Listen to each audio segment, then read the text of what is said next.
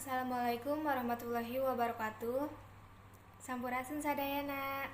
Perkenalkeun nami abdi Kailila Dwi Tasya. Abdi ti kelas 10 MIPA hiji. Di dia abdi bade nyaritakeun tentang dongeng anu ku abdi didangukeun tadi.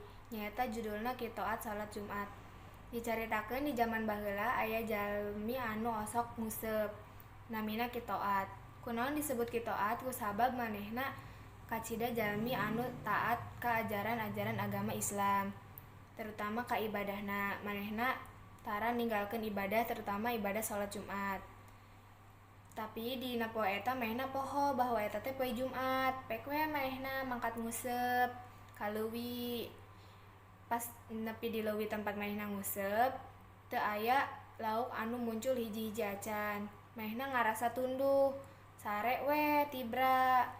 Pas sare manehna ngimpi salat Jumat.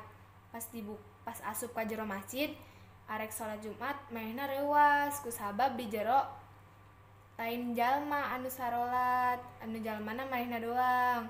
Katingali ti barisan kahiji aya lele, barisan kadua aya bogo, barisan katilu aya nilam, barisan terakhir aya keuyeup. Eta keuyeup teh ngilu salat Jumat.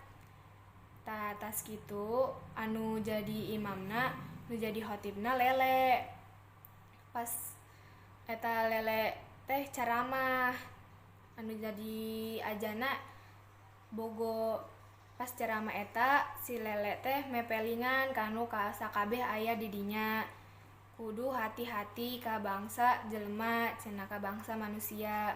Soalna manehna si bangsa manehna teh bangsa lauk osok wae katipu ku bangsa manusia. Nyata lamun misalkeun dibere eupan cacing, pasti di jerona aya useupan, di jerona aya di dinya. Singkat cerita, pas tas salat teh si qiraat teh kaluar ti masjid teh biur we baraseuh.